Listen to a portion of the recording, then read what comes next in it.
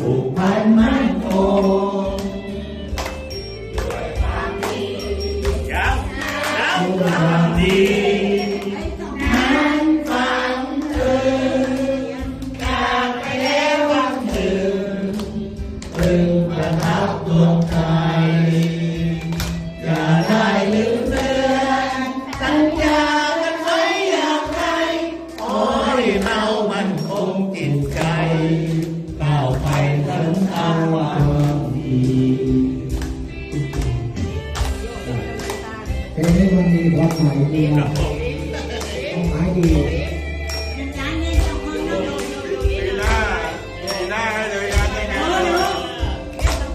โอ้เพื่อนเอ๋ยเคยรวมสนุกกันมาแต่เวลาต้องพาให้เราจากกันไม่นานหรอกนะเราคงได้มาพบกันไม่มีสิ่งใดขวางกั้นเพราะเรามั่นในสัญญา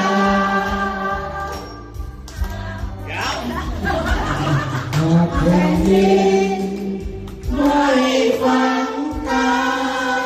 จะสุขจะทุกข์เพียงใดน้องกายยิ่งสู้พันฝ่าโดยรักตัวใจมันในคำสัญญาสร้างสรรค์เพื่อมวลประชานี่คือสัญญาของเรา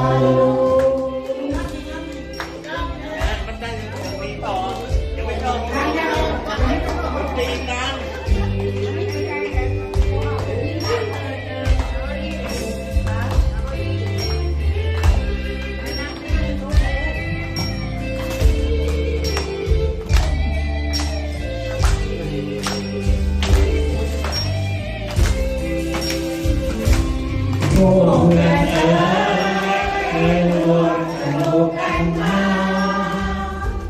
แต่เวลา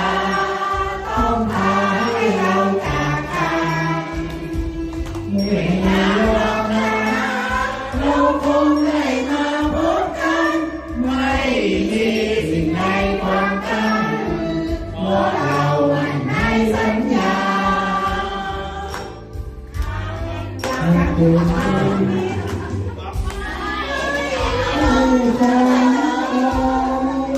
จะสู้จะทุกข์เพียงใด